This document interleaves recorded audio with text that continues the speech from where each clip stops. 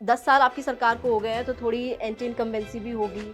हो सकता है अरविंद केजरीवाल, मनीष सिसोदिया, सत्येंद्र जैन जो कि आपके टॉप लीडर्स हैं और सरकार चलाई जिन्होंने, वो जेल भी गए, उन पर भ्रष्टाचार के गंभीर आरोप भी लगे, बेल पर बाहर आए। हम लोग ऐसी अग्नि परीक्षा से गुजर चुके हैं कि इसके बाद हमारे लिए जो है अब कुछ बचा नहीं। जैसे अरविंद जी कहते हैं ना, देखिए जो आप वर्स्ट कर सकते थे किसी के साथ, वो यही कर सकते थे कि आप उसको जेल भेज सकते थे। काम के नाम पर वोट मांगते हैं, लेकिन इस बार आम आदमी पार्टी बड़े बड़े जो वायदे कर रही है, ऐसा लग रहा है कि जनता को साधने के लिए, लुभाने के लिए बड़े बड़े वादे हो रहे हैं। क्या काम नहीं हुआ और क्या काम जनता के लिए सबसे ज़रूरी था, ये बात भारतीय जनता पार्टी नहीं तय करेगी, ये बात पब्लिक तय करेगी। तो अरविंद केजरीवाल कह रहे हैं 2100 रुपए देंगे जब सरकार बन जाएगी, लेकिन पंजाब में भी यही प्रॉमिस किया था आम आदमी पार्टी ने। वहां पर सरकार 2022 से चल रही है आपकी, लेकिन अभी तक पूरा नहीं कर पाए, तो यहाँ दिल्ली में कैसे यकीन करें? किसने क्या किया नहीं किया उसकी अगर हम लिस्ट बनाएंगे तो बड़ी लंबी लिस्ट बन जाएगी। काला धन आना था 2014 में और फिर 15-15 लाख मिलने थे। ना काला धन आया, ना 15-15 लाख रुपए मिले। दिल्ली के स्वास्थ्य मंत्री हैं आप, और दिल्ली का स्वास्थ्य बहुत ज्यादा बिगड़ता रहता है। आप अगर इसके अंदर एक बलि का बकरा ढूंढते रहेंगे तो हर बार अरविंद केजरीवाल मिल जाएंगे। क्राइम का मुद्दा बीजेपी को घेरने के लिए काफी है। गोलियां चल रही हैं, गैंग वॉर हो रही हैं, 2-2 करोड़ 5-5 करोड़ की फिरौती की फोन कॉल्स आ रही हैं। लगता है कि आपकी पार्टी को ये एक एडवांटेज है कि अरविंद केजरीवाल वर्सेस हु, दिल्ली में ये सवाल रहता है। बिल्कुल, देखिए ये एडवांटेज सेंटर में नरेंद्र मोदी जी को है, दिल्ली के अंदर हमको है। आज भी उनको समझ में नहीं आ रहा कि अरविंद केजरीवाल को इस चुनाव के अंदर वो कैसे हैंडल करें। अच्छा, क्या ब्लूप्रिंट है आपके पास? अगर आप हर महिला को जो 18 अब हम साल आपको बता देंगे तो बीजेपी को भी पता चल जाएगा। इस बार क्या लग रहा है? आपका सर्वे तो आपने कराया है ये। देखिए मेरा सर्वे तो बीजेपी वालों ने भी कराया है। आपका और कांग्रेस का एक ही वोटर है। इस बार के चुनाव में कांग्रेस पूरा दम लगा रही है। मुझे लग रहा है कांग्रेस से ज्यादा भारतीय जनता पार्टी जो है मंदिरों में जाके ये मांग रही होगी दुआ कि किसी तरह से कांग्रेस का कुछ 1% वोट बढ़ जाए, आधा % बढ़ जाए। सीटें नंबर बताएंगे आप? मैं आज आपको इस कॉन्फिडेंस से बता रहा हूँ, इस बार 65 सुपर सीटें आएंगी। मतलब 2020 का भी जो रिकॉर्ड था आपका वो आप तोड़ेंगे? 20 का भी तोड़ेंगे और देखो अगर सब कुछ ठीक रहा तो हो सकता है 15 का भी तोड़ दें। नमस्कार, आप देख रहे हैं दिल्ली तक। मैं हूं आपके साथ अनुराधा तंवर। दिल्ली विधानसभा चुनावों में तकरीबन 1.5 महीने का वक्त बाकी है। चुनावों की अभी तक औपचारिक तौर पर घोषणा नहीं हुई है कि क्या तारीख होंगी जब चुनाव होगा, लेकिन तकरीबन 1.5 महीने का वक्त ही बाकी रह गया है। और ऐसे में जो आम आदमी पार्टी है दिल्ली में, जो सत्तारूढ़ दल है, वो लगातार बड़े बड़े ऐलान कर रही है। कई योजना अब तक उनकी तरफ से बताई गई हैं कि अगर फिर से लौटती है दिल्ली में सरकार में, तो कई योजना है वो लागू करेंगे। उनकी तरफ से सबसे पहले 70 की 70 विधानसभा सीटों पर उम्मीदवार भी घोषित कर दिए गए हैं। क्या है आम आदमी पार्टी का प्लान? किस तरीके से इस चुनाव में जनता को साधने की कोशिश है आम आदमी पार्टी की? इसी पर बातचीत करने के लिए आज हमारे साथ खास मेहमान हैं, आम आदमी पार्टी के नेता, आम आदमी पार्टी के विधायक ग्रेटर कैलाश से और दिल्ली सरकार में मंत्री सौरभ भारद्वाज। बहुत बहुत स्वागत है सौरभ जी आपका। चुनाव की तैयारियां चल रही हैं और आप लगातार काफी बिजी हैं, काफी इंतजार भी हमें करना पड़ा। किस तरीके से चुनाव आगे बढ़ रहा है आम आदमी पार्टी की नजर से? देखिए चुनाव की तैयारी अगर किसी पार्टी ने की हुई है तो आम आदमी पार्टी है। भारतीय जनता पार्टी तो अभी तक अपने चुनाव का एजेंडा भी नहीं तय कर पाई है। आप देखिए कि भारतीय जनता पार्टी ने 2015 का चुनाव हमारे खिलाफ लड़ा, उसमें उनके पास कोई एजेंडा नहीं था, सिर्फ आम आदमी पार्टी की बुराई उनका एजेंडा था। 2020 में उन्होंने चुनाव लड़ा, आम आदमी पार्टी की बुराई ये उनका एजेंडा था। और इस बार भी सिर्फ और सिर्फ एक ही एजेंडे पे वो काम कर रहे हैं, अरविंद केजरीवाल को गाली देना। एकमात्र एजेंडा उनके पास है। क्या विजन है उनके पास दिल्ली का, उनको नहीं पता। क्या प्लान है, उनकी टीम कौन है, उनका मुख्यमंत्री कौन बनेगा, कुछ नहीं है। सिर्फ और सिर्फ भारतीय जनता पार्टी एक ही एजेंडे पे पिछले 10-11 साल से काम कर रही है कि बस इनकी बुराई करो, इनको गालियां दो, इनके काम रोकने की कोशिश करो।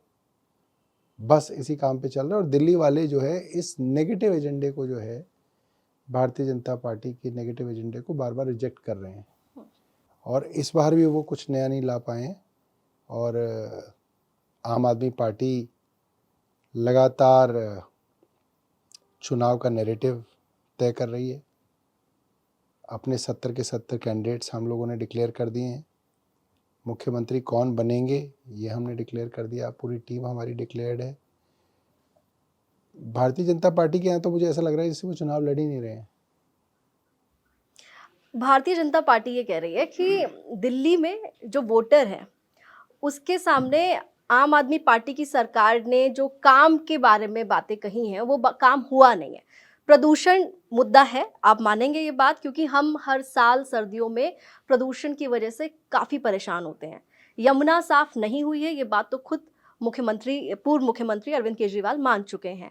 सड़कें जो कही गई थी कि हम बहुत अच्छी सड़कों का निर्माण करेंगे, वो भी एक मुद्दा लगातार उनकी तरफ से बताया जा रहा है कि ये जो आपके प्रॉमिसेस थे जिन पर आप कहते हैं अक्सर कि हम काम के नाम पर वोट मांगते हैं, लेकिन इस बार आम आदमी पार्टी बड़े बड़े जो वायदे कर रही है, ऐसा लग रहा है कि जनता को साधने के लिए, लुभाने के लिए बड़े बड़े वादे हो रहे हैं।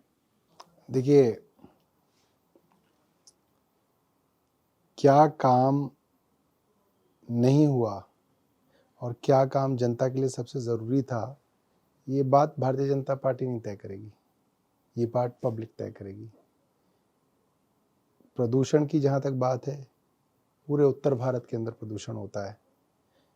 क्या उत्तर प्रदेश का चुनाव प्रदूषण पर लड़ा जाता है? क्या हरियाणा का लड़ा जाता है? राजस्थान का लड़ा जाता है? यमुना ऐसा नहीं है कि दिल्ली से ही शुरू होकर दिल्ली में ख़त्म हो जाती है। क्या यमुना जो है जितनी प्रदूषित दिल्ली में है उससे ज़्यादा प्रदूषित उत्तर प्रदेश में है। हरियाणा के सोनीपत और पानीपत में दिल्ली से ज़्यादा इंडस्ट्रियल वेस्ट डाला जाता है। क्या हरियाणा में यमुना की सफाई के ऊपर चुनाव लड़ती है भारतीय जनता पार्टी? या उत्तर प्रदेश में गंगा और यमुना की सफाई पर लड़ती है भारतीय जनता पार्टी? भारतीय जनता पार्टी की समस्या ये है कि वो अपना एजेंडा जनता पर थोपने की कोशिश कर रहे हैं। जनता का एजेंडा कुछ और है। जनता का एजेंडा ये है कि दिल्ली के अंदर एक ऐसी सरकार है जो जनता की बात सुनती है, जनता के लिए, जनता के पास मौजूद है। अगर जनता को अपने मुख्यमंत्री की ज़रूरत पड़ती है तो मुख्यमंत्री तक वो पहुंच पाते हैं। मुख्यमंत्री उनकी बातों के ऊपर कार्रवाई करते हैं। ये जो कनेक्ट है ना इस दिल्ली की सरकार का दिल्ली की जनता के साथ, वो भारतीय जनता पार्टी नहीं समझ पाई है। वो अपने मुद्दे लाते हैं मगर उन मुद्दों के साथ जनता नहीं कनेक्ट करती। अब आप कहते हैं काम नहीं हुआ, भारतीय जनता पार्टी कहती है। भारतीय जनता पार्टी से पूछो मोहल्ला क्लिनिक बने हैं? कहते नहीं, मोहल्ला क्लिनिक में ना डॉक्टर हैं, ना दवाइयाँ हैं, ना टेस्ट हैं, और एक किसी मोहल्ला क्लिनिक की फ़ोटो चलाते रहते हैं। कहते साहब देखो ये मोहल्ला क्लिनिक के अंदर ना एसी है, ये टूटा हुआ है, इसके अंदर जो है ना कुत्ते बिल्ली घूम रहे हैं और इसके अंदर कूड़ा पड़ा हुआ है। अब दिल्ली की जनता कोई बेवकूफ़ कोई ना है कि आप उनको कह रहे हैं कि मोहल्ला क्लिनिक के अंदर डॉक्टर नहीं आता तो जनता मान लेगी। दिल्ली के अंदर 450 मोहल्ला क्लिनिक हैं। रोज़ हज़ारों लोग, हमारी एवरेज है करीब 125 जो मरीज़ हैं वो हमारे मोहल्ला क्लिनिक में आते हैं। ऑन एन एवरेज एक मोहल्ला क्लिनिक में 125 लोग आते हैं। 47 हमारे दिल्ली सरकार के अस्पताल हैं। हमारे दिल्ली सरकार के वर्ल्ड क्लास स्कूल्स हैं जिसके अंदर स्पेशलाइज्ड एजुकेशन के स्कूल हैं। अलग अलग स्तर पे बच्चों की तैयारियां आईआईटी और एमबीबीएस के एग्ज़ाम्स के लिए कराई जा रही है। बच्चे बड़े बड़े एग्ज़ाम्स आज क्लियर कर रहे हैं। मतलब एक गरीब माँ बाप के बच्चे आज इंजीनियर और डॉक्टर बन रहे हैं। तो ये सारा चेंज सिर्फ भारतीय जनता पार्टी कह रही कि कुछ नहीं हुआ, कुछ नहीं हुआ, कुछ नहीं हुआ, उससे कोई नहीं चलता है। लोगों के मतलब 15 लाख बच्चे रोज स्कूल जाते हैं, स्कूल से आ रहे हैं, तो उनको तो पता है ना चेंज हुआ है। लाखों लोग आपकी हेल्थ फैसिलिटीज इस्तेमाल कर रहे हैं। अब भारतीय जनता पार्टी अगर ये कहे कि साहब अरविंद केजरीवाल ने झूठ बोला, किसी के बिल जीरो नहीं आ रहे, लाखों के बिल आ रहे हैं, आप उस आदमी को बेवकूफ़ बना सकते हैं जो दिल्ली में नहीं रह रहा होगा। हो सकता है गुजरात का आदमी कोई व्हाट्सएप देख के कहे हाँ यार दिल्ली में लाखों के बिल आ रहे हैं, फ्री नहीं आ रहा। हाँ यार, दिल्ली में तो कुछ जो है स्कूल में नहीं हुआ, ये तो केजरीवाल झूठ बोल रहे हैं भारतीय जनता पार्टी से। मगर जो लोग यहाँ रह रहे हैं, जिनका बिजली का बिल इस बार दिसंबर में 0 आएगा, करीब 60% लोगों का आएगा और जनवरी में 70% लोगों का आएगा, तो आप उनको कैसे बेवकूफ़ बनाएंगे? अनऑथराइज कॉलोनी के अंदर आप देखिए, जिसके अंदर दिल्ली की करीब 50% आबादी रहती है, करीब 1700 अनऑथराइज कॉलोनीज थी जब हमारी सरकार बनी। ना वहाँ पे सीवर था, ना वहाँ पानी की लाइन थी, ना वहाँ सड़कें थी। नर्क की तरह जीवन था अनऑथराइज कॉलोनी के अंदर रहने वालों का।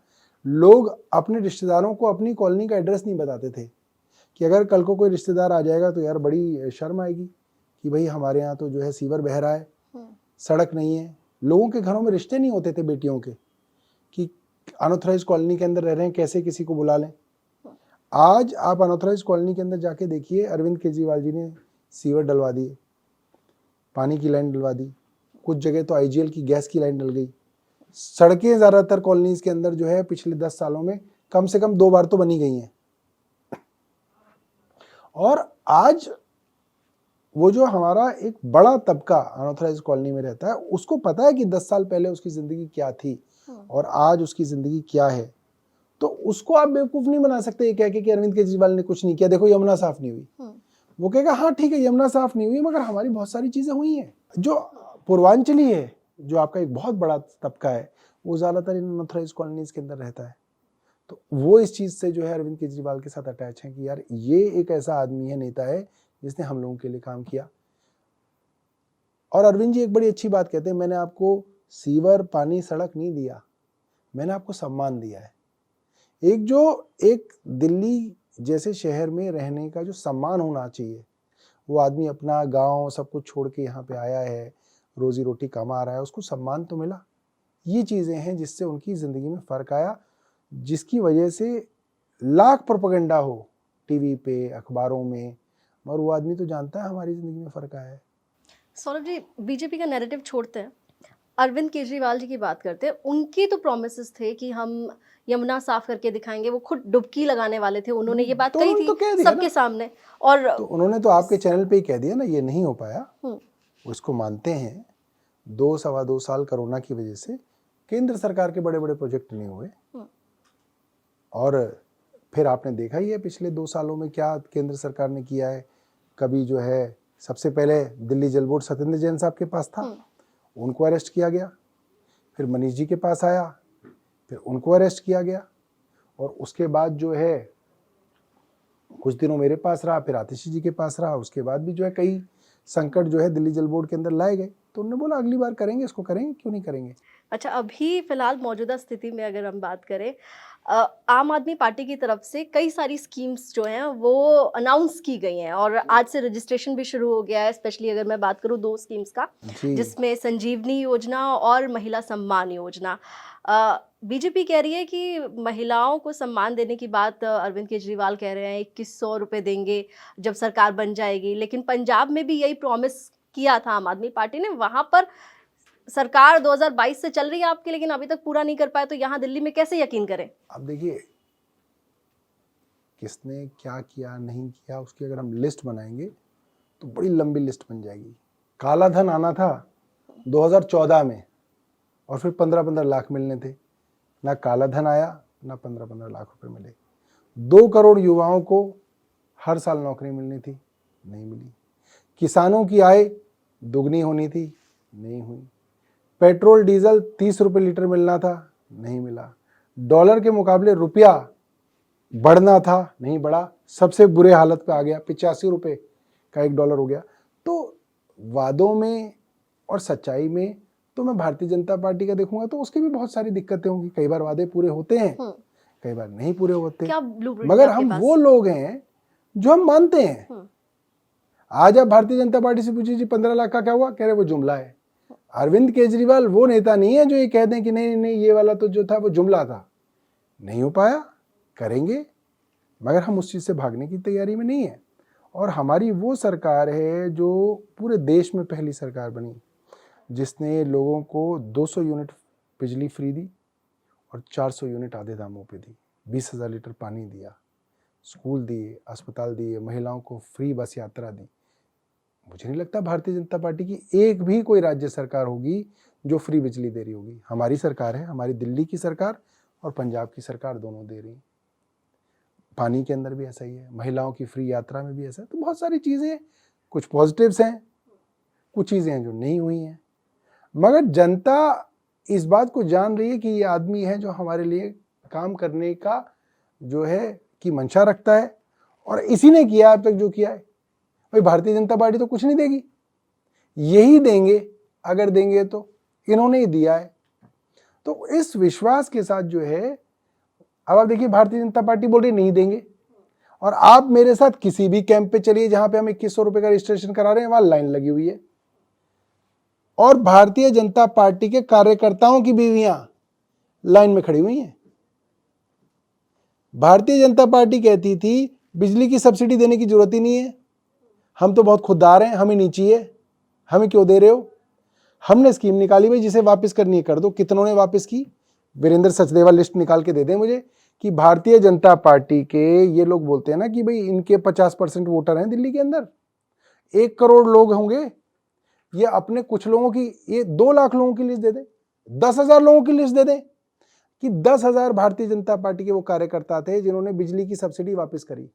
कोई नहीं है, और 2100 की में भी लाइन लगा के चल रहे हैं भारतीय जनता पार्टी के कार्यकर्ता, क्योंकि उन्हें भी मालूम है 2100 रुपए केजरीवाल ही देगा। अच्छा, क्या ब्लूप्रिंट है आपके पास? क्योंकि योजना बहुत बड़ी है और जाहिर तौर पर सरकार पर इसका एक बोझ आएगा, क्योंकि अगर आप हर महिला को जो 18 अब हम साल से आपको ऊपर बता देंगे तो की बीजेपी एज को की, भी पता चल जाएगा। आप इसकी बेफिक्र रहिए। ये सारे सवाल जो हैं हमारे से बिजली की सब्सिडी के वक्त भी पूछे गए थे। जब हमने महिलाओं की फ्री बस यात्रा की गई तो कहा गया पैसा कहाँ से आएगा? आएगा, पैसा आएगा, चिंता की मतलब कि इसके अंदर बात नहीं है, अच्छा, पैसा तो आ क्योंकि जाएगा। हेल्थ आपके पास है और संजीवनी योजना का मैं जिक्र जरूर करूंगी, क्योंकि अ, सुनने में बड़ी अच्छी योजना लगती है कि जो 60 साल से ऊपर के बुजुर्ग लोग हैं उन्हें अपने इलाज को लेकर अब बिल्कुल टेंशन लेने की जरूरत नहीं है। अगर आम आदमी पार्टी की सरकार रिपीट होती है तो पूरा खर्चा उनका सरकार उठाएगी, चाहे प्राइवेट हॉस्पिटल हो या सरकारी अस्पताल हो। कैसे उठाएगी? देखिए, जो केंद्र की आयुष्मान भारत योजना है वो कहती है कि 70 साल से ऊपर वाले लोगों को 5 लाख रुपए का इलाज देंगे।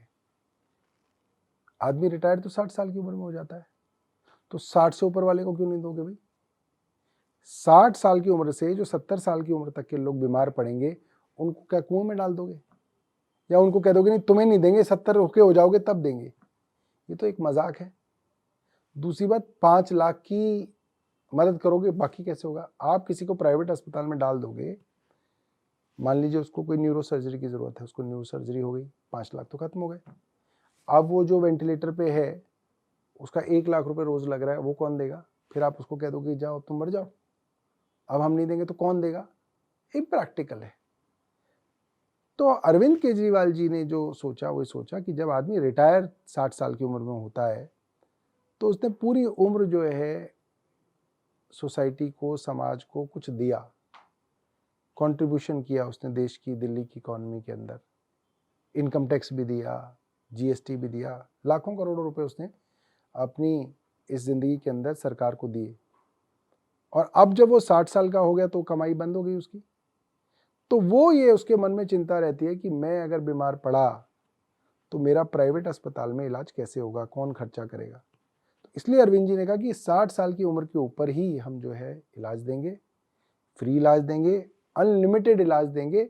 और इसके अंदर कोई गरीब अमीर नहीं है, कोई भी आदमी हो, गरीब हो, मिडिल क्लास हो, अपर मिडिल क्लास हो, अमीर हो, सब लोगों का प्राइवेट अस्पतालों के अंदर इलाज जो है सरकार के द्वारा दिया जाएगा, कोई भी हो 60 साल से ऊपर हो। नो टर्म्स एंड और कंडीशन कोई अप्लाई। टर्म्स एंड कंडीशंस नहीं है। आपके यहाँ भी आज तक से भी कोई हो, भगवान ना करे कोई बीमार पड़े, तो हम उनको भी देंगे। अच्छा, आपकी अगर मैं विधानसभा की बात करूं तो मैं अब जब डेटा देख रही थी तो मैंने देखा कि 2013 का चुनाव आपने जीता तो तकरीबन 13,000 के मार्जिन से जीता, 15 का जीता तो वो मार्जिन 14.5 14.5 हो गया, उसके बाद भी 16-18 हो गया, फिर हाँ 16,800 हो करीब गया। करीब 17,000 के आसपास से आपने जीता। इस बार दिल्ली में ये जब भी हम चर्चा करते हैं चुनाव को लेकर तो सब ये कह रहे हैं कि इस बार माहौल थोड़ा अनप्रिडिक्टेबल सा लग रहा है, समझ नहीं आ रहा चुनाव किस दिशा में आगे बढ़ रहा है, क्योंकि 10 साल आपकी सरकार को हो गए हैं, तो थोड़ी एंटी इनकम्बेंसी भी होगी। हो सकता है अरविंद केजरीवाल, मनीष सिसोदिया, सत्येंद्र जैन, जो कि आपके टॉप लीडर्स हैं और सरकार चलाई जिन्होंने, वो जेल भी गए, उन पर भ्रष्टाचार के गंभीर आरोप भी लगे, बेल पर बाहर आए। तो ये तमाम जो चीज़ें हैं, उनको लेकर पता नहीं वोटर के ज़हन में इस वक़्त क्या चल रहा है। तो आप अपनी कॉन्स्टिट्यूएंसी की बात करें, आपकी विधानसभा की बात करें, तो लगातार हम देख रहे हैं कि आपका जो परफॉर्मेंस है, वो तो ऊपर गया है। इस बार क्या लग रहा है? आपका सर्वे तो आपने कराया ही है। देखिए, मेरा सर्वे तो बीजेपी वालों ने भी कराया है और बीजेपी वालों ने ही बताया मुझे कि मेरा सर्वे पूरी दिल्ली में सबसे ऊपर है। ये बीजेपी के लोगों ने मुझे बताया। तो जनता जो है, अगर आप काम करते हैं तो जनता आपके साथ रहती है। और मैं आपको जनता की एक और खास बात बताता हूँ, आप काम नहीं भी कर पाए, अगर आप जनता के साथ खड़े हैं, उनका काम कराने की कोशिश करते हुए भी आप दिखते हैं, तो भी जनता आपके साथ खड़ी रहती है। जनता इस चीज़ को समझती है, आपकी मजबूरियां समझती है, आपकी प्रॉब्लम्स भी समझती है। आप जनता के लिए जेन्युइनली काम कीजिए, जनता आपके साथ हमेशा खड़ी रहेगी। जनता आपके साथ नहीं छोड़ेगी आपका। आप जनता के बीच जा रहे हैं, क्या वो कनेक्ट महसूस कर रहे हैं जो अब तक के चुनावों में आपने किया? मुझे ऐसा लगता है कि कनेक्ट तो देखिए हर साल बेहतर हो जाता है, हुँ। क्योंकि आप इतने सालों से अगर किसी कॉन्स्टिट्यूंसी में रहते हैं तो आप बहुत सारे लोगों को जान जाते हैं। अब मतलब जैसे मैं कल चितरंजन पार्क में गया हुआ था, ठीक है, तो मुझे कोई मिले, उन्हें बोला अरे थैंक यू, मैंने आपकी वो मदद, आपका जो वो आपने मेरा काम कराया, तो मुझे नहीं याद था। तो मैंने कहा नहीं, मुझे तो याद नहीं।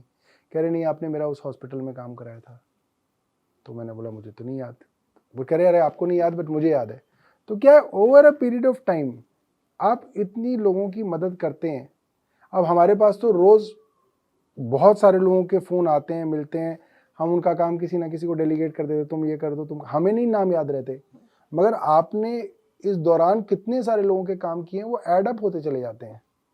अनलेस आप कोई बहुत ज़्यादा जो है अपने यहाँ गड़बड़ी ना कर दें, या आप अपने किसी विशेष कारण से बदनाम ना हो जाएं, अगर ऐसी कंडीशन ना हो तो आपकी पॉपुलैरिटी बढ़ती है, क्योंकि आपका कनेक्ट बढ़ता है आप लोगों से। रोज you add up every day, हर रोज आप जितने लोगों से मिल रहे हैं आप उनको ऐड कर रहे हैं। और अगर आप किसी का काम कराते हैं, लोग याद रखते हैं, मतलब कितने 90% एक्सेसिबल हैं लोग। सौरभ भारद्वाज जनता के लिए? देखिए, बहुत ज़्यादा एक्सेसिबल तो मैं नहीं हूँ, क्योंकि मैं मिनिस्टर भी हूँ, तो मैं यहाँ सेक्रेटेरिएट आना पड़ता है। जब से मैं मिनिस्टर बना, उससे पहले मैं जल बोर्ड का वाइस चेयरमैन बना, तो भी मेरी एक्सेसिबिलिटी थोड़ी कम हुई। और अब मैं मंत्री हूँ, तो क्योंकि मुझे यहाँ पे अब सेक्रेटेरिएट आना पड़ता है, ITO, मगर मैं अपनी कॉन्स्टिट्यूंसी में ही रहता हूँ, अपने पैतृक निवास पे ही रहता हूँ, तो उसकी वजह से भी कनेक्ट रहता है। फिर मैं हर बुधवार जो है अपनी कॉन्स्टिट्यूंसी में बैठता हूँ, तो लोगों को पता है कि हर बुधवार जो है कोई भी अगर मुझसे मिलना चाहता है तो हर बुधवार मेरे को मेरे MLA ऑफिस में वो मिल लेता है। सिफारिश से तो आपके यहाँ एंट्री मिलती है नहीं या नहीं नहीं नहीं, मेरे कोई यहाँ भी जो जा है, सकता है? मेरे यहाँ मेरा एक कमरा है, छोटा सा कमरा है मेरा एक, और उसके बाहर एक बड़ा हॉल है, जितना बड़ा ये हॉल है, उसमें कुर्सियाँ रहती हैं करीब 40-50। तो जो आता है उसको हम नंबर देते हैं, टोकन नंबर। तो आप कभी भी मेरे यहाँ आएंगे तो आपको टोकन नंबर मिलेगा, और टोकन नंबर के हिसाब से फिर अपने यहाँ जो है, जिसका टोकन नंबर 1, टोकन नंबर 2 के हिसाब से वो मुझसे आके मिलते रहते हैं, और उनका कुछ कुछ कुछ अच्छा, सौरभ भारद्वाज विधायक से मंत्री बने, ये जो सफर आपने तय किया, क्या अपने अंदर बदलाव आप देख रहे हैं? और क्योंकि पहले आप पार्टी की तरफ से थे, अब आप सरकार में शामिल हैं, सरकार के कामकाज को ना सिर्फ आप करीब से जान भी रहे हैं, जो पेचीदगियां हम लगातार देखते थे कि दिल्ली सरकार और उपराज्यपाल के बीच में, उनसे डील भी कर रहे होंगे। नहीं, मैं अभी अपने किसी को कह रहा था कि जिन लोगों ने दिल्ली के अंदर काम कर लिया और दिल्ली को चला लिया, वो अब दुनिया में कोई भी काम कर सकते हैं, क्योंकि इतनी हॉस्टाइल चैलेंजिंग कंडीशंस में भी अगर दिल्ली सरकार ने कुछ डिलीवर कर दिया, तो आप सोचिए अगर एक फुल स्टेट की गवर्नमेंट हो या फुल सेंट्रल गवर्नमेंट हो, तो आप पता नहीं कितना काम करा सकते हैं। तो मुझे तो बड़ी खुशी है कि हमने इतने सारे चैलेंजेस देखे, हमने इतनी सारी हॉस्टिलिटी देखी, जहाँ पे हर फाइल पे जो फाइल आपको भेज रहा है और उसके पास जहाँ वो फाइल जा रही है, एक एक चीज़ को देखा जाता है, ढूंढा जाता है कि इसके अंदर कोई गड़बड़ी मिल जाए तो इसको जो है इसके ऊपर एक मुकदमा कर दिया जाए। जहाँ विजिलेंस डिपार्टमेंट बुला बुला के अफसरों को पूछता है और धमकाता है कि इसके खिलाफ कुछ बताओ, इसने कुछ लिया दिया है तो बताओ, किसी फाइल में कोई गड़बड़ी है तो बताओ, और फिर वो अफसर बार बार जाने के बाद भी कहते हैं जी नहीं है नहीं है। तो मतलब ये एक बड़ी बात है कि हम लोग ऐसी अग्नि परीक्षा से गुजर चुके हैं कि इसके बाद हमारे लिए जो है अब कुछ बचा नहीं। जैसे अरविंद जी कहते हैं ना, देखिए जो आप वर्स्ट कर सकते थे किसी के साथ, वो यही कर सकते थे कि आप उसको जेल भेज सकते थे, ठीक है। वो भी इन्होंने हमारी पार्टी के साथ करके देख लिया। और लोगों को, किसी को थाने बुला लें लोग, तो उसके घर वाले परेशान हो जाते हैं कि अरे हमारे लड़के को थाने बुला लिया। और अगर कोई रात भर बंद कर दे किसी को, तो जितने रिश्तेदार होते हैं उनके सबको वो फोन करके कोशिश करते हैं कि किसी की सिफारिश लग जाए तो उसको हम रात को ही निकाल लें, थाने में बंद ना करना पड़े। इतनी बड़ी चीज है जेल में बंद होना। हमारे तो नेता 6 महीने, 17 महीने, 2 साल जेल में रह के आ गए। आप सोचिए, एक मंत्री, मुख्यमंत्री की पोजीशन कितनी इंपॉर्टेंट पोजीशन है, उसका टाइम कितना कीमती होता है कि लोग उससे टाइम मांगते रहते हैं और उसके पास टाइम नहीं होता देने के लिए। ऐसे ऐसे लोगों को आपने उठा के 2-2 साल जेल में डाल दिया। मतलब उनको, उनकी पर्सनल फैमिली लाइफ, उनकी जो ये सामाजिक जिंदगी थी, उनकी पॉलिटिकल लाइफ, सबसे अलग निकाल के आपने उसको एक सॉलिटरी कन्फाइनमेंट में डाल दिया, ठीक है। मतलब अरविंद केजरीवाल जी तो अकेले सॉलिटरी रखा गया, मनीष जी को अकेले रखा गया। आप खूबसूरती देखिए कि वो आदमी जेल से बाहर निकला और उसका कनेक्ट वैसा का वैसा है। अरविंद केजरीवाल आज भी भारतीय जनता पार्टी की नींद वैसी उड़ा रहे हैं जैसी वो 2020 में उड़ा रहे थे। आज भी उनको समझ में नहीं आ रहा कि अरविंद केजरीवाल को इस चुनाव के अंदर वो कैसे हैंडल करें। तो ये एक बड़ा फेलियर है केंद्र सरकार का कि आपके तर्कश में जितने तीर थे आपने वो सारे चला लिए, सब कुछ करके देख लिया, मगर आपके काबू वो आदमी आ ही नहीं रहा है। अच्छा, आपको लगता है कि आपकी पार्टी को ये एक एडवांटेज है कि अरविंद केजरीवाल वर्सेस हु दिल्ली में ये सवाल रहता है, क्योंकि चाहे कांग्रेस है और बीजेपी, दोनों की तरफ से अभी तक ये नहीं बताया गया कि सीएम कैंडिडेट कौन होगा। बिल्कुल, देखिए ये एडवांटेज सेंटर में नरेंद्र मोदी जी को है, दिल्ली के अंदर हमको है। और भारतीय जनता पार्टी की सबसे बड़ी फेलियर दिल्ली यूनिट की यही रही कि पिछले 11 साल के अंदर वो अपनी दिल्ली लेवल पे किसी लीडरशिप को स्थापित नहीं कर पाए। वो हर 2-3 साल बाद किसी काउंसलर के लेवल के नेता को उठा के अध्यक्ष बना देते हैं, और फिर आप देखिए वो 2-3 साल तक उस काउंसलर के या उस काउंसलर के लेवल के नेता के पोस्टर भारतीय जनता पार्टी का हर नेता लगाता है, चाहे वो तब सतीश उपाध्याय हो। कितनी मुश्किल से तो उनका नाम जितना बनाया गया बनाया, हर कार्यकर्ता ने उनका पोस्टर लगाया, हर भारतीय जनता पार्टी के कार्यकर्ता के पोस्टर पे सतीश उपाध्याय लगते थे। फिर सतीश उपाध्याय गायब हो गए, फिर मनोज तिवारी लगने लगे, फिर वो गायब हो गए, फिर आदेश गुप्ता का लगाया गया, फिर वो गायब हो गया, वीरेंद्र सचदेवा। ये सब लोग आप ही समझिए कि इनके ऊपर इतना इन्वेस्टमेंट हुआ, 2-2, 3-3 साल तक करोड़ों रुपए के पोस्टर और होर्डिंग इनके नाम के लगे, करोड़ों रुपए के। और उसके बाद भारतीय जनता पार्टी पूरी तरह से फेल हो गई और इनको उठा के उन्होंने फेंक दिया। अब कौन जानता है आदेश गुप्ता को? कोई नहीं जानता। कौन जानता है सतीश उपाध्याय? कोई नहीं जानता। वीरेंद्र सचदेवा हट जाएंगे तो इन्हें कोई नहीं जानेगा। तो इनके यहाँ लीडरशिप क्राइसिस जो है वो भारतीय जनता पार्टी की दिल्ली यूनिट का सबसे बड़ा फेलियर रहा। और उसका बड़ा कारण मुझे ऐसा लगता है कि बहुत ही मतलब कि लो प्रोफाइल टाइप के लोगों को ये अध्यक्ष बना के लगाते हैं, और वो मतलब उनके अंदर कोई करिश्मा नहीं है, उनके पास कोई ऐसी मतलब कि वो नहीं है, क्या कहते हैं, उनकी पर्सनैलिटी ट्रेट ऐसी कोई नहीं है कि वो जो है दिल्ली के लेवल पे आके जो है अरविंद केजरीवाल के सामने खड़े हो जाए। अब आप सोचिए ना, वीरेंद्र सचदेवा वर्सेस अरविंद केजरीवाल, ये क्या कोई फाइट है? मतलब ये कोई चुनौती है क्या? वीरेंद्र सचदेवा अरविंद केजरीवाल के सामने टिक भी पाते हैं? नहीं है, कुछ भी नहीं है ना। तो ये जो है ये बड़ा फेलियर है बीजेपी का। तो आपको लगता है कि बीजेपी आपको वॉकओवर दे रही है? वॉकओवर नहीं दे रही है। वॉकओवर देना अगर होता तो मतलब कि वो अमित शाह के लेवल के लोग पर्चे ना बांटते 2020 में दिल्ली में। भारतीय जनता पार्टी की समस्या ये है कि उनको ये बात समझ में नहीं आ रही है कि अरविंद केजरीवाल को आप कैसे हैंडल करें। और अगर वो साधारण राजनीति भारतीय जनता पार्टी करती ना तो उनका अपने आप 10-15 साल में नंबर आ जाता। क्या होती है साधारण राजनीति कि भाई किसी को मैंडेट मिल गया, आप उसको काम करने दो, उसको गलतियां करने दो। गलतियां करेगा, लोगों को काम नहीं पसंद आएगा, लोग अपने आप हटा देंगे। भारतीय जनता पार्टी पहले दिन से ये सोचने लगी, नहीं हम इसको किस तरह से बदनाम कर दें, हम किसी तरीके से इसके काम रोक लें, हम किसी तरीके से इसको पहले दिन ही साबित कर दें कि दिल्ली की जनता ने ही बहुत बड़ी गलती कर दी इसको चुन के। ऐसे ऐसे राजनीति नहीं होती है। आप एक पार्टी चुनी गई है, उसको समय दीजिए, उसको काम करने दीजिए। नहीं पसंद आएगा जनता आपको लाएगी। इनकी जो डेस्परेशन है कि तुरंत अरविंद केजरीवाल को उसके काम रोक के या उसको परेशान करके, षड्यंत्र करके, बदनाम करके, जेल डाल के, शाही फेंक के, किसी तरीके से उसको नीचे लाने की जो इनकी जो व्याकुलता है ना, इस कारण दिल्ली वाले इनको मौका नहीं दे रहे हैं। अच्छा सौरभ जी, बीजेपी का वोट जो है आप देखेंगे तो बहुत स्टेगनेंट नजर आता है। और संदीप दीक्षित से मैं बातचीत कर रही थी तो उन्होंने कहा कि हमारा जो वोटर था वो आम आदमी पार्टी के पास चला गया। उन्होंने माना कि आपका और कांग्रेस का एक ही वोटर है। इस बार के चुनाव में कांग्रेस पूरा दम लगा रही है। अगर कांग्रेस के पास उसका वोटर वापस जाता है, कुछ परसेंट भी चला गया मान लीजिए, तो आपको नुकसान नहीं होगा? देखिए, या मैं इस सवाल को ऐसे पूछ लेती हूँ कि अगर आप और कांग्रेस पार्टी के बीच अलायंस हो जाए। भारतीय जनता पार्टी, मुझे लग रहा है कांग्रेस से ज्यादा भारतीय जनता पार्टी जो है मंदिरों में जाके ये मांग रही होगी दुआ कि किसी तरह से कांग्रेस का कुछ 1% वोट बढ़ जाए, आधा परसेंट बढ़ जाए। क्योंकि भारतीय जनता पार्टी को लगता है कांग्रेस का वोट बढ़ेगा तो आम आदमी पार्टी का थोड़ा नुकसान होगा, क्योंकि वो खुद डायरेक्ट नुकसान नहीं कर पा रहे हैं। भारतीय जनता पार्टी ने ये भी मान लिया है कि इनका वोट बैंक इनके साथ इंटैक्ट है, और वो वोट बैंक वो है जो भारतीय जनता पार्टी के पास नहीं जाएगा। तो वो चाह रहे हैं कि कम से कम इधर नहीं तो कम से कम कांग्रेस में ही चले जाए। पर दिल्ली का वोटर इस बात को समझता है।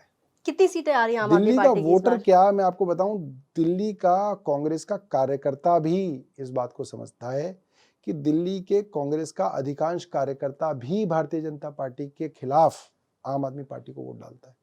They are so smart, they are so intelligent. सीटें कितनी आ रही हैं? देखिए, इस वक्त जो 2100 रुपए की योजना का रजिस्ट्रेशन शुरू हुआ है, मैं भीड़ देख के आया हूं उसकी।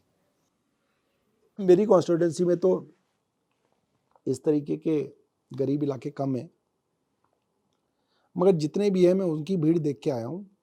मेरा आकलन ये है कि 1-2 दिन के अंदर 60 साल से ऊपर वालों का इलाज और हर महिला को 2100 रुपये, इसकी सुनामी आ जाएगी। और भारतीय जनता पार्टी इस सुनामी के अंदर इतनी दूर बह के जाएगी कि बंगाल की खाड़ी में मिलेगी। आप सोच नहीं सकते कि भारतीय जनता पार्टी का क्या हाल होने वाला है अभी। इनको नैरेटिव नहीं मिलेगा, इनको प्रेस कॉन्फ्रेंस करने के लिए टॉपिक नहीं मिलेंगे, ये इसके अंदर फंस के खत्म हो जाएंगे। अब आप देखिए, ये भारतीय जनता पार्टी के लिए बहुत ज़्यादा चैलेंजिंग और मुझे लगता है कि अब तक का सबसे मुश्किल चुनाव होने वाला है दिल्ली का। भारतीय जनता पार्टी चाह के भी इस नैरेटिव को डाइवर्ट नहीं कर पाएगी। सीटें नंबर बताएंगे आप? मुझे लगता है कि 65 से ऊपर आएंगी इस बार सीटें। 65 से ऊपर। एक आखिरी सवाल, क्योंकि स्वास्थ्य मंत्री हैं। मैं आपको एक और बात बताता हूँ। आज से 2 हफ्ते पहले मुझसे किसी ने पूछा था तो मैंने बोला था सीटें कम हो रही हैं, शायद 55 के करीब आएंगी। मुझसे शायद पंजाब केसरी वालों ने पूछा था। मैं आज आपको इस कॉन्फिडेंस से बता रहा हूँ, इस बार 65 से ऊपर सीटें आएंगी। मतलब 2020 का भी जो रिकॉर्ड था आपका वो आप तोड़ेंगे? 20 का भी तोड़ेंगे, और देखो अगर सब कुछ ठीक रहा तो हो सकता है 15 का भी तोड़ दें। 15 में 67 आई थी आपकी। मैं आपको बता रहा हूँ, मैं आपको बड़ी जिम्मेदारी से बता रहा हूँ ये बात। हो सकता है 15 का भी रिकॉर्ड टूट जाए। अच्छा, एक आखिरी सवाल मैं जानना चाहूंगी, क्योंकि दिल्ली के स्वास्थ्य मंत्री हैं आप, और दिल्ली का स्वास्थ्य बहुत ज्यादा बिगड़ता रहता है हर विंटर्स में। मैंने पहले भी पूछा था ये सवाल आपसे। क्या जहन में आता है एक स्वास्थ्य मंत्री के जब वो अपने शहर की इस तरह की हालत देखते हैं? देखिए, मेरा मानना ये है कि हिंदुस्तान भर के लेवल पे, कम से कम उत्तर भारत के लेवल पे, केंद्र सरकार को, सभी सरकारों को मिल के इसके ऊपर काम करना पड़ेगा। आप सैकड़ों किलोमीटर जमीन पे, यहां से भोपाल 800 किलोमीटर है और दिल्ली से करीब 1000 किलोमीटर नीचे और 200-150 किलोमीटर ऊपर तक पोल्यूशन छाया होता है। समस्या ये है कि पूरे देश का मीडिया जब प्रदूषण होता है तो अरविंद केजरीवाल को टारगेट करता है और कहता है कि चलो अब ये समस्या खत्म हो गई।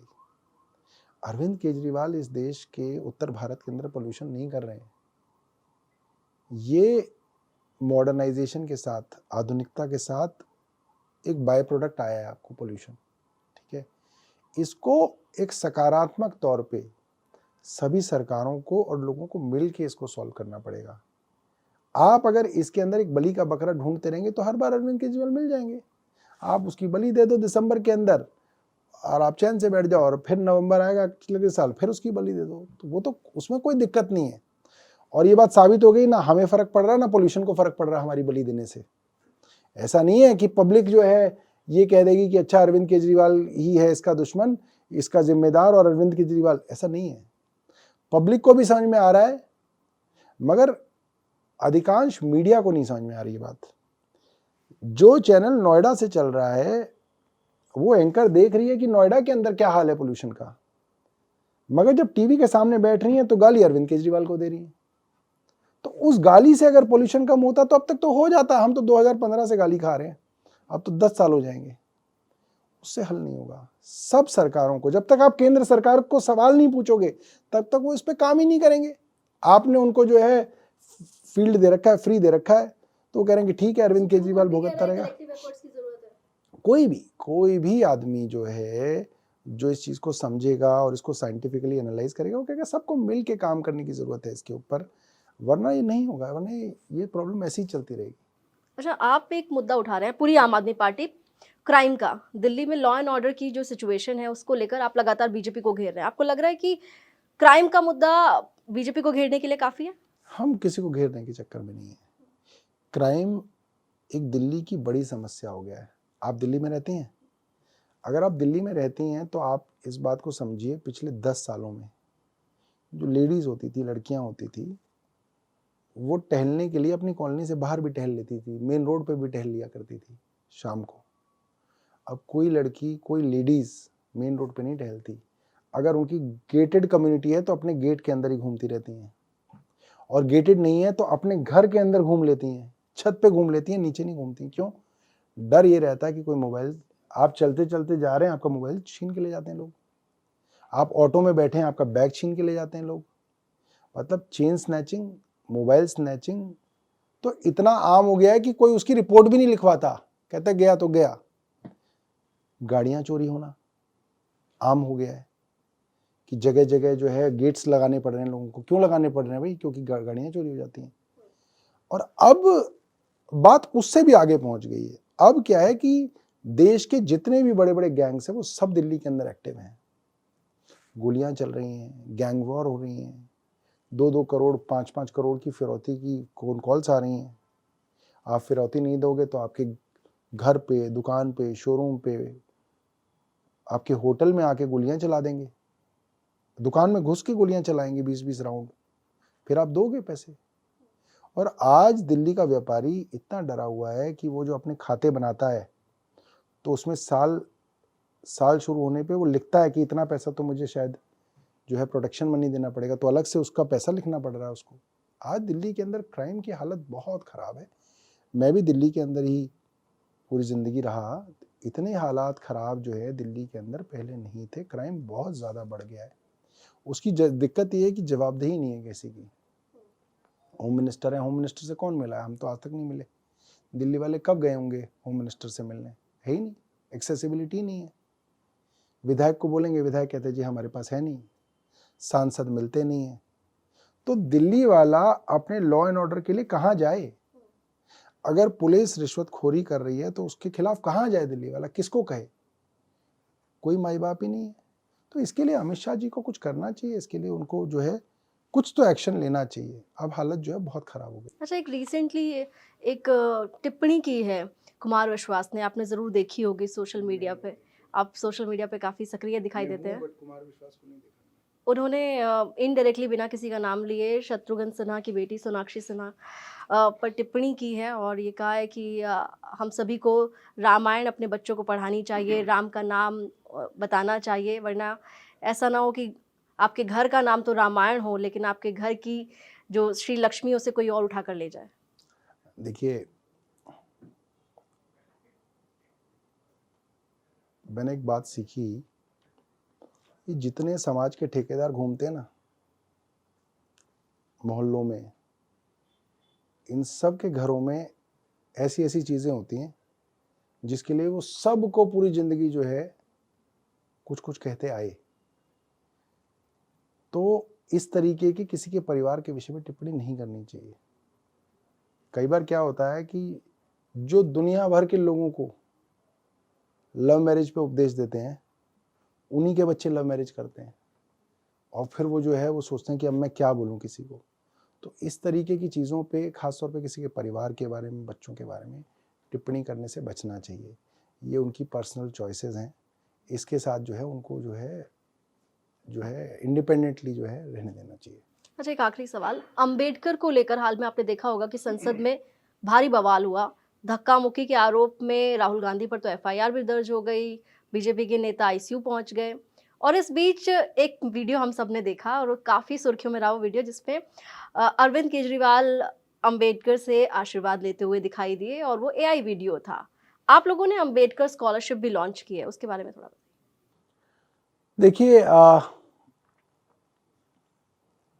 आम आदमी पार्टी मुझे लगता है देश की इकलौती ऐसी पार्टी है जिसने ये आदेश पारित किया कि हमारे यहाँ हर सरकारी दफ्तर में, चाहे वो मुख्यमंत्री का दफ्तर हो, चाहे वो मंत्री का दफ्तर हो, आप देख सकते हैं, आप एक कैमरामैन दिखा भी सकते हैं, वहाँ पे अंबेडकर जी और भगत सिंह जी की तस्वीर लगेगी। हमारे यहाँ किसी भी आप सरकारी दफ्तर में जाइए, वहाँ पे आपको अंबेडकर जी और भगत सिंह जी की तस्वीर दिखेगी। किसी और राज्य में जाइए, वहाँ पे प्रधानमंत्री की फ़ोटो लगी होगी और उस राज्य के मुख्यमंत्री की फ़ोटो लगी होगी। आप केंद्र सरकार के दफ्तर में चले जाइए, वहाँ हर जगह प्रधानमंत्री की फ़ोटो लगी होगी। आप एलजी के दफ्तर में चले जाइए, वहाँ पे प्रधानमंत्री की फ़ोटो लगी होगी। वहाँ अंबेडकर और भगत सिंह की फ़ोटो नहीं लगी होगी। तो अंबेडकर को लेके आम आदमी पार्टी की जो श्रद्धा है वो आज इस पार्लियामेंट्री डिबेट से नहीं शुरू हुई, ये शुरू से है। और पार्टी इन दोनों महापुरुषों को अपना आदर्श मानती है, इनकी अपनी कॉन्ट्रीब्यूशंस की वजह से। ऐसा नहीं है कि हम इन्हें आदर्श मानते हैं तो हम दूसरों को गाली देते हैं, ऐसा भी नहीं है। मगर हम इन दोनों को इतना बड़ा आदर्श मानते हैं कि हम चाहते हैं कि हर सरकारी दफ्तर में और हर हमारे नेता के दफ्तर में इनकी तस्वीर हो, ताकि हम भूलें ना कि इनका क्या कॉन्ट्रीब्यूशन था और उन्होंने क्या मार्ग जो है हमें दिखाया। और जिस तरीके से अमित शाह साहब ने अंबेडकर के नाम का मजाक उड़ाया, उनको तकलीफ क्यों है? कोई अगर अंबेडकर अंबेडकर कहता है तो अमित शाह को क्यों तकलीफ है? मेरे को ये बात अब तक समझ में नहीं आई। भाई, लोग मोदी मोदी मोदी कहते हैं, तब तो आपको तकलीफ नहीं हुई। आप तो जिस एयरपोर्ट पे जाते हैं वहां अपने लोगों से नारे लगवाते हैं। आप तो जब किसी विदेश में जाते थे वहां पे मोदी मोदी मोदी नारे लगवाते थे, उससे आपको कभी तकलीफ नहीं हुई। उससे आपको कभी ये ध्यान नहीं आया कि मोदी मोदी कहने वाले स्वर्ग में जाएंगे या नर्क में जाएंगे। हर हर मोदी का नारा भी आपने लगवाया। क्यों लगवाया आपने? इस देश में तो हर हर महादेव होते थे, आपने महादेव के साथ मोदी को जोड़ दिया। नमो, मतलब नमो बना दिया आपने मोदी को। मतलब आप मोदी का नाम बार बार लें लोग तो उससे आप खुश हैं, उसमें आपको दिक्कत नहीं है। अंबेडकर के नाम से आपको क्यों इतनी परेशानी है? कैसे कोई आप ये कह सकते हो कि अंबेडकर का नाम जो आप ले रहे हैं, अगर आप भगवान का नाम लेंगे तो स्वर्ग में जाएंगे? इसका मतलब आप क्या कह रहे हैं? आप ये कह रहे हैं कि जो अंबेडकर का नाम लेंगे वो नर्क में जाएंगे? यही आपके कहने का मतलब है? क्यों कोई अंबेडकर का नाम लेने वाला नर्क में जाएगा? क्योंकि आप दलितों से नफरत करते हैं। भारतीय जनता पार्टी गरीबों से, दलितों से हमेशा से नफरत करती आई है और इनके जो बयान हैं इसके अंदर ही नफरत दिखती है। इनके दूसरे बड़े नेता हैं जेपी नड्डा, पार्लियामेंट में खड़े होकर बोल रहे हैं पूर्वांचली, रोहिंग्या, बांग्लादेशी घुसपैठियों के वोट काटे जाएंगे। घुसपैठियों के साथ आपने पूर्वांचली कैसे जोड़ दिया?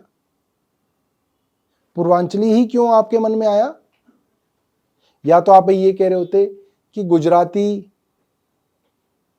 फलाना, राजस्थानी फलाना, उनके और उसके साथ घुसपैठिया क्यों नहीं इस्तेमाल किया आपने कभी? ये आपका पूर्वाग्रह दिखाता है ना कि आप पूर्वांचलियों से नफरत करते हैं, आप गरीबों से नफरत करते हैं। पूर्वांचलियों के वोट कैसे काटे जा सकते हैं इस देश के अंदर? नहीं काट सकते आप वोट। और जो रोहिंग्या है या बांग्लादेशी है उसके वोट काटने तक ही क्यों सीमित है आप? उसको आप बाहर क्यों नहीं निकाल रहे देश से? बाहर निकालिए ना उसको। और 10 साल से क्या कर रहे हैं आप? अगर आप खुद कह रहे हैं कि आप रोहिंग्याओं और बांग्लादेशियों के वोट काट रहे हैं, इसका मतलब तो आपके पास लिस्ट है उनकी। तो लिस्ट है तो वो क्यों आपने उनको दामाद बना के रखा हुआ है इस देश में? क्यों रखा हुआ है आपने उन्हें पहले क्यों नहीं निकाला? और वोट काटने से तो काम नहीं चलेगा, आपको उनको देश से बाहर निकालना चाहिए। ये आपकी बांग्लादेश भी नहीं सुन रहा। आप इतने कमजोर हो गए हैं कि बांग्लादेश के ऊपर भी आपकी नहीं चल रही है कि आप बांग्लादेश को कह सकें कि भाई ये लोग अपने वापस लो। तो ये सिर्फ और सिर्फ पूर्वांचलियों के वोट काटने का एक षड्यंत्र है, क्योंकि इनको मालूम है कि जो मैंने आपको बात बोली कि अनऑथराइज कॉलोनीज के अंदर इतना काम इस सरकार ने किया है कि पूर्वांचली आज अरविंद केजरीवाल के साथ खड़े हैं और इनको मालूम है कि ये वोट हमें देंगे नहीं, इनके वोट कटवा दो। अरविंद केजरीवाल ने जो प्रेस कॉन्फ्रेंस करके जिन लोगों को प्रेजेंट किया प्रेस के सामने, वो ज्यादातर लोग पूर्वांचली थे। उसमें कौन बांग्लादेशी था, कौन रोहिंग्या था, कौन घुसपैठिया था? सभी हिंदू थे वो तो। हालांकि इस आरोप पर बीजेपी कह रही है ये आम आदमी पार्टी ने अपना नैरेटिव सेट किया है। नहीं, उन्होंने बोला है, जेपी नड्डा ने बाकायदा संसद के अंदर बोला है, बाकायदा हमारे पास वीडियो है उनकी। वो कैसे पलट सकते हैं इस बात से? ये तो इनका पूर्वाग्रह है। और यही कोई ना है, इन्होंने गुजरात के अंदर मारपीट के भगाया पूर्वांचलियों को, इन्होंने महाराष्ट्र के अंदर पूर्वांचली टैक्सी ड्राइवरों को, पूर्वांचली ऑटो वालों को कई बार पीटा, कई बार भगाया। इनकी नफरत छठ पूजा पे दिखती है, जब ये छठ घाट नहीं बनाने देते, जब ये छठ घाट तोड़ देते हैं भारतीय जनता पार्टी वाले। ये भारतीय जनता पार्टी का ही नाम क्यों आता है, आप मुझे बताइए? ये तो नाम कभी नहीं आता कि कांग्रेस के फलां नेता ने छठ घाट रोक दिया, या एलजेपी के फलां नेता ने जो है छठ घाट नहीं मनाने दिया बिहार में, या फलां जगह। ये भारतीय जनता पार्टी के ही नेता क्यों इसके अंदर होते हैं कि इन्होंने छठ पूजा नहीं करने दी? कुछ तो है। मनोज कुछ तिवारी तो तो है। छठ घाट पर पहुंचते हैं और कहते हैं देखिए क्या हालत बनाई हुई है यमुना की, और जो हमारे पूर्वांचली भाई बहन हैं उनके साथ सरासर ज्यादती हो रही है। अरे हम तो कह रहे हैं मनोज तिवारी जी के साथ भी ज्यादती हो रही है भारतीय जनता पार्टी में। उनके साथ कौन सा कुछ अच्छा हो रहा है? उनके साथ भी पूर्वाग्रह है। पूर्वाग्रह के कारण जो है उनके साथ भी जो है उनको जो है दबाया जाता है पार्टी में। ऐसा आपको लगता है? मेरे को लगता है। उनका टिकट तो रिपीट हुआ है, सबके कटे हैं। ठीक है, वो टिकट वो मजबूरी भी होती है कई बार आपकी मजबूरी भी होती है कि आपको पूर्वांचली को टिकट तो देना है, एक टिकट तो देना ही है आपको।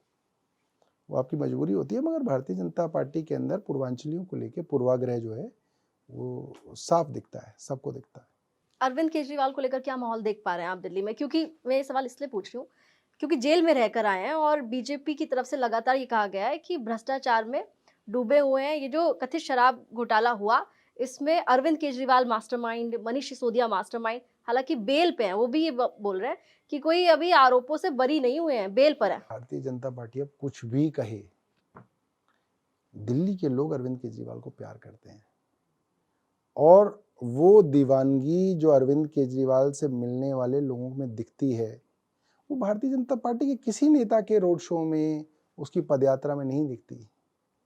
अरविंद केजरीवाल जो हैं वो दिल्ली के लोगों के दिल के बहुत करीब हैं। उनकी जो एक्सेसिबिलिटी है, उनकी जो वार्मथ है, उनका जो दिल्ली के लोगों के साथ कनेक्ट है, उसको भारतीय जनता पार्टी जो है उसको अभी तक जो है उसके पार नहीं पा पाई। इसीलिए लगातार हमले कर रहे हैं, वरना उन पे हमले करने की क्या जरूरत है? उनको साइडलाइन कर देना चाहिए कि भाई ये तो जो है अब विलन बन चुके हैं, इनकी बात क्यों करनी है? अब तो किसी और की बात करनी चाहिए उन्हें। किसी और की बात नहीं कर रहे। उनको तो जो है देवेंद्र यादव के ऊपर हमले करने चाहिए, क्योंकि अरविंद केजरीवाल तो हट गए, आम आदमी पार्टी तो हार गई, खत्म हो गया हमारा। तो अब तो देवेंद्र यादव के ऊपर हमले करो भाई, वही बन सकता है मुख्यमंत्री, या आपके यहां से कोई बन सकता है। ये दोनों एक दूसरे पे हमले नहीं कर रहे, दोनों हम पे ही क्यों कर रहे हैं? क्योंकि हमारे यहां से ही अरविंद केजरीवाल को मुख्यमंत्री बनना है अगला। अच्छा, आखिरी सवाल। आखिरी तो पिछला था। सरकार में आप हैं, उपराज्यपाल के साथ आप लोगों के किस तरह के अब संबंध है? क्योंकि हाल के दिनों में हमने सुना कि थोड़ी तल्खी कम हुई है। देखिए, उपराज्यपाल अपने आप में कोई एंटिटी नहीं है। ये तो कोई ऐसी पोस्ट तो है नहीं, कोई चुनाव जीत के आया है उसने इसको हासिल किया है। वो तो भारतीय जनता पार्टी की केंद्र सरकार ने किसी को बना दिया। आपके इस कैमरामैन को बना देंगे वो उपराज्यपाल, तो ये बेचारा भी वही करेगा जो पुराने करते आए हैं। पावर तो बड़ी है उनकी। पावर तो केंद्र के हाथ में है। केंद्र बिल पास कर देगी तो इनको और जो है आपके कैमरामैन को और ज्यादा पावर दे देगी, ये और बदमाशी करने लगेंगे। इन लोगों का अपना कोई किरदार नहीं है। जो ऊपर से भारतीय जनता पार्टी कहेगी वो करेंगे। जब तक करेंगे तब तक रहेंगे, जब तक नहीं करेंगे तो हटा दिए जाएंगे। चलिए, सौरभ भारद्वाज के साथ एक लंबी बातचीत हुई है और ये कहा है उन्होंने कि 65 से ज्यादा सीटें इस बार आम आदमी पार्टी जीतेगी। 2020 का रिकॉर्ड तोड़ सकती है और वो कह रहे हैं कि उम्मीद तो उन्हें ये है कि 2015 में जो आंधी आई थी आम आदमी पार्टी की, उससे भी बड़ी सुनामी इस बार आने वाली है। फिलहाल नतीजे तय करेंगे कि सौरभ भारद्वाज का दावा सही साबित होता है, उनकी भविष्यवाणी सही साबित होती है, या इस बार का चुनाव चौंकाने वाला होगा। दिल्ली तक पर लगातार इस तरह के इंटरव्यूज आपको देखने मिलेंगे। शुक्रिया।